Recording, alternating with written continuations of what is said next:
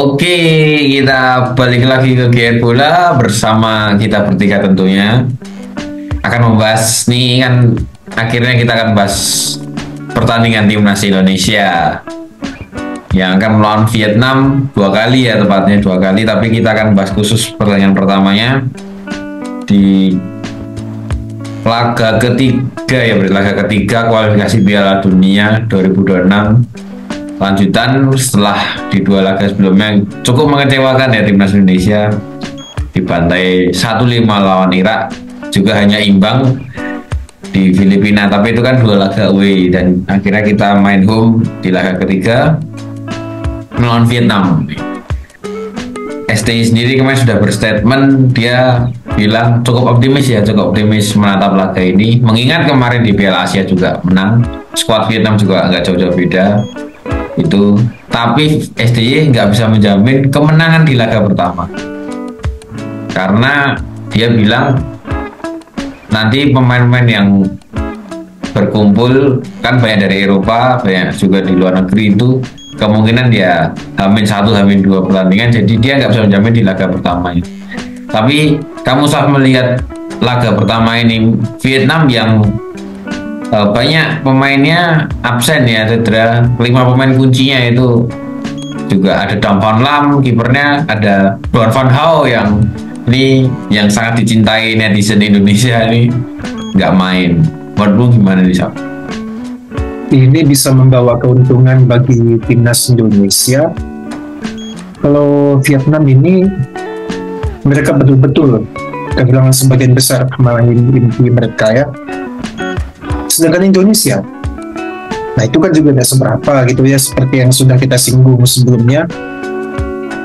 Bahkan gini, kemarin waktu Piala Asia, timnas Vietnam itu juga beberapa tanpa pemain inti ya, Indonesia bisa menang. Nah ini cocok lagi. Kemarin bisa cetak 1 gol hanya lewat tendangan penalti. Mungkin di laga berikutnya bisa cetak hat-trick melewati free kick gitu ya. Itu cocok lagi yang apa itu? Ya, jadi gini, Indonesia tuh bisa lawan Vietnam, ada atau tanpa pemain inti mereka gitu ya. Apalagi ini di laga pertama main di Jakarta gitu. Ini kan, aduh, Vietnam pasti deg-degan gini kan, sampai mereka bilang gini, mereka tuh bilang Indonesia menggunakan tim C Belanda itu karena mereka iri karena sulit mendapatkan pemain keturunan, sedangkan Indonesia, Malaysia dan lainnya tuh mudah banget gitu kan. Nah ini kan akan menjadi keuntungan Indonesia dalam hal mental. Kalau lihat Vietnam terlalu meremehkan mereka, makinlah Indonesia tidak takut gitu kan. Kecuali kalau yang suka-suka tempat pujian kayak Thailand itu, pujian kayak apa tuh, ujung-ujungnya mereka juga tidak kasihan dengan Indonesia. Mereka kalahkan Indonesia gitu. Nah, jadi ya keuntungan secara mental bagi Indonesia. Yang paling penting gini ya, kesalahan yang dilakukan di Piala Asia jangan dilakukan lagi di kualifikasi Piala Dunia. Ini kan juga demi masa depan, demi menuju ke ronde selanjutnya gitu.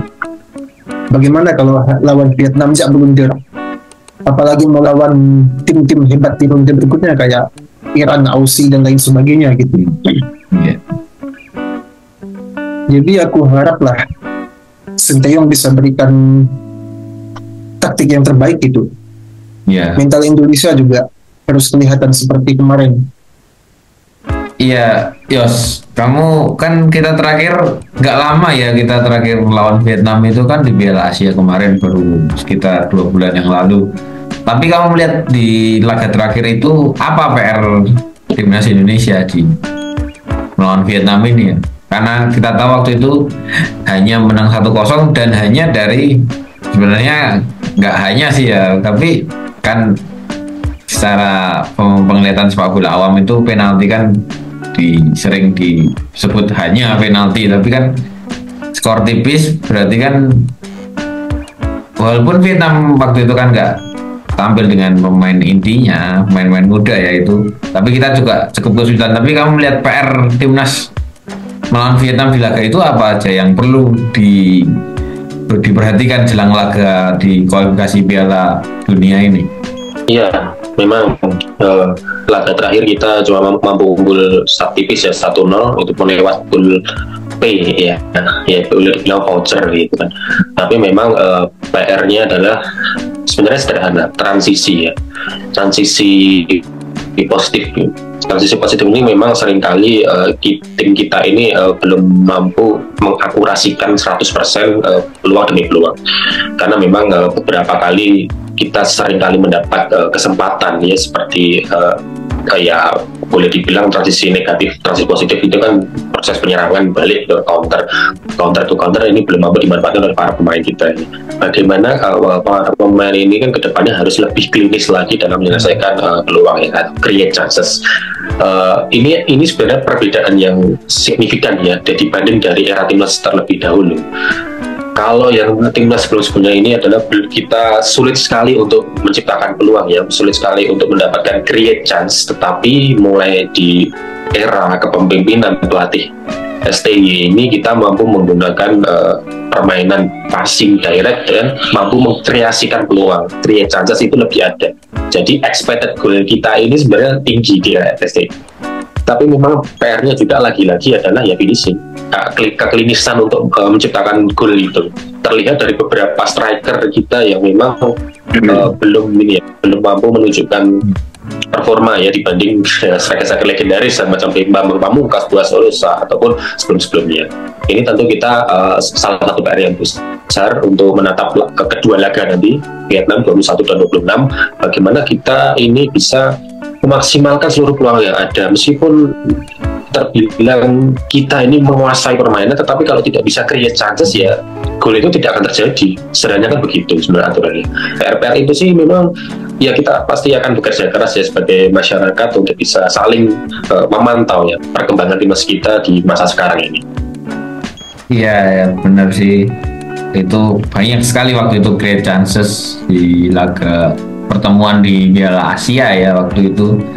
Bagaimana banyak peluang dari Rafael juga. Rafael ya, ngomongin soal Rafael ini sejauh ini kemarin ada beberapa kritik juga. Memang walaupun dia main di ADO Den Haag ya, main di Liga Belanda, tapi dia itu ternyata memang belum cetak gol sejak dia main ya, walaupun baru ya, dia baru Juni 2023 ya, Juni 2023 dia main lawan Palestina waktu itu. Sampai sejauh ini hampir setahunan belum mencetak satu gol pun. Dia cetak gol baru di timnas U23 ya. Memang wajar sih kalau menurutku, usianya juga masih muda ya. Usianya di ADO Den Haag pun kadang-kadang main di U21, usianya masih harus main di U21, di U23. Tapi ya berhubung dia di Indonesia, tentu diharapkan jadi striker utama ya. Kamu melihat nih Saf, komposisi striker kita kan Sintayong membawa Dimas Derajat ya, lagi-lagi Dimas Derajat, Ogi Caraka, Rafael Strike, ada Ramadan Sananta juga. Ini lagi-lagi mendapat kritik ya pemanggilan pemain ini, karena kalau melihat liga domestik kita ini, aku nggak tahu juga masyarakat kita kenapa acuannya Liga 1 ya, padahal kan harusnya acuannya tetap laga internasional. Di Liga 1 ini kan striker yang baru gacor itu ada Dedik Setiawan salah satunya, itu tidak dipanggilnya. Menurutmu, percayakah kamu dengan komposisi striker timnas yang dibawa sama Sintayong? Jawabannya percaya, karena mereka ini sebelumnya sudah pernah berkombinasi, terutama waktu lihat duet Dimas Derajat dan Sananta, ataupun Dimas Derajat dan Rafael Struijk gitu ya. Dimas Derajat ini mengingatkanku dengan ini legenda timnas Jerman Miroslav Klose ya. Jadi klub ini kan bukan baku sih, kurang lah gitu. Tapi begitu berseragam negara kan, kayak macan gitu. Nah, Lalu untuk yang pemanggilan target man bagus di Liga 1 kayak Dedi, Stefano, yang masyarakat bilang itu seharusnya dipanggil gitu kan. Aku tidak terlalu permasalahkan. Ini kan sebenarnya yang mengetahui bagaimana kondisi performa tim di dalamnya itu kan hanya Sinteyong gitu. Jadi pastilah Sinteyong nggak mau menuruti. Memangnya siapa pelatihnya dalam hati Sinteyong gitu kan? Memang aku harus panggil dia gitu dalam hati Sinteyong gitu kan? Nggak mungkin dia panggil menyesuaikan harapan pendukung. Jadi ya aku percaya aja gitu. Terus terutama Sananta ini kan juga kalau berikan menit bermain dia tuh juga cukup bagus. Sayangnya di Piala Asia kemarin dia cedera ya. Lalu Rafael Struijk, untuk dia ini dia tuh masih muda. Jadi aku harap lah mungkin di waktu berikutnya dia akan bisa mencetak gol untuk timnas Indonesia senior. Jadi biar Vietnam tidak bilang lagi ini pemain C gitu kan, nggak bilang lagi gitu. Ya, ada Belanda C. Intinya harapnya mereka bisa memanfaatkan peluang dengan dukungan gelandang-gelandang top seperti Ivan Jenner yang lain-lain sebagainya gitu ya. Tapi kamu melihat dengan kelemahan Vietnam ya, dengan permainan Vietnam, komposisi seperti apa yang cocok ya? Strikernya siapa yang dipasang? Kan kita tahu 4 striker ya, 4 atau 4 striker ya. Hoki Caraka, Dimas Derajat, terus ada Rafael Struijk. 4 striker itu tipenya beda-beda. Rafael lebih striker, dia cari ruang ya, cari wide forward lah tipenya, juga bisa main di sayap. Yang lebih target man kan hanya Dimas Derajat dan Sananta. Hoki pun hampir sama kayak Rafael Struijk gitu. Kamu melihat komposisinya cocoknya seperti apa? Apakah kita cukup 1 target man, 2 winger, atau pakai 2 target man sekaligus Dimas Derajat langsung main sama Sananta? Seperti apa komposisi menurutmu yang ideal lawan Vietnam?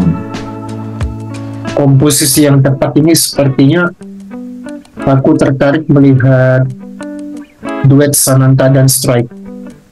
Mereka di U23 kemarin sudah klop. Sananta ini kan tipenya seperti Lewandowski atau Harry Kane ya. Itu lebih menunggu bola gitu. Pemantul juga ya? Ya, pemantul. Nah, Struijk ini kan tugasnya menjemput bola. Dia tuh rajin bergerak gitu. Kalau misalnya 2 pemain ini diduetkan, kan pasti lengkap gitu. Struijk bisa memberikan umpan gitu kan. Sananta tinggal cetak gol gitu, Mbak. Nah, yeah. Lalu kalau misalnya duet dengan Hoki Caraka ini aku lihat kayaknya dia bagus jadi super sub. Jadi kalau untuk starting 11 mungkin dia agak kagum. Tuh mungkin mau dengan yang lebih senior Sananta, Dimas Derajat juga bisa gitu ya. Yeah. Intinya Struijk ini harus dipercaya lah untuk dimasukkan ke starting 11. Di ini lihat kadang menampilkan pertahanan lawan ya. Aku harap Sinteyong bisa memasang 2 penyerang untuk lawan timnas Vietnam. Nanti kan dengan gelandang-gelandang yang lainnya kan bisalah backup mereka gitu. Mungkin bisa juga dengan 3 di depannya.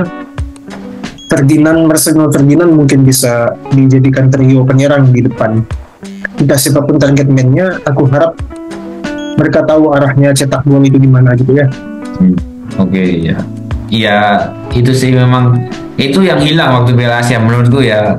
Ya kita tahu, kita juga lawan tim-tim berat selalu di atas 100 juga. Vietnam, Jepang, Irak, dan terakhir Australia. Kita nggak pernah, Sintayong kan tidak pernah memainkan target man, malah dimainkan target man itu Elkan Bagot kan waktu lawan Jepang. Kita lawan Vietnam ini kesempatan kita harus, menurutku wajib 3 poin ya, paling enggak di home ini 3 poin kesempatan kita. Jadi gimana pun kita harus main ofensif mainnya, bagaimana apapun formasi yang dipakai, entah itu mau 3-5-2-3-4-3, 4-3-3 atau 3-4-3, ya bebas lah. Itu Sintayong yang lebih tahu gitu, mau mainkan Sananta, Dimas Derajat atau Rafael Strike, ya bebas itu. Yang jelas Sintayong kan pelatih kepalanya. Tapi yang terpenting adalah sebenarnya kalau aku nggak penting sih striker harus mencetak gol, tapi kalaupun second line-nya bagus, di gelandang bagus, ataupun backnya kalau ketika corner dia maju bisa jadi seorang target man finisher ya di kotak penalti, ya nggak masalah gitu. Ataupun dari skema lemparannya Arhan bisa jadi 2 lemparan 2 gol, why not, kan nggak masalah ya. Itulah sepak bola, mau gol jatuh dari langit, mau itu yang penting gol ya tetap gol kan gitu ya. Itulah harapannya ya, memang jelas 3 poin sini. Walaupun Sintayong sendiri tadi kita awal bilang ya nggak begitu yakin di pertandingan pertamanya ini, dia lebih yakin di Midin besok ya bisa dapat 3 poinnya justru di sana. Tapi ya kita tentunya masyarakat ini sangat rindu ya main kandang, rindu main kandang. Terakhir September kalau nggak salah. Harapannya kita bisa membantai nguyen-nguyen itu di GBK. Oke, kita mungkin ketemu lagi setelah pertandingan Indonesia lawan Vietnam menjelang nanti yang kedua kalinya di Midin tanggal 26. Oke, tetap bersama kami. Jangan lupa like, komen, share, dan subscribe Gayat Bola. Siapa kita? Indonesia, vamos. Vamos. Ciao.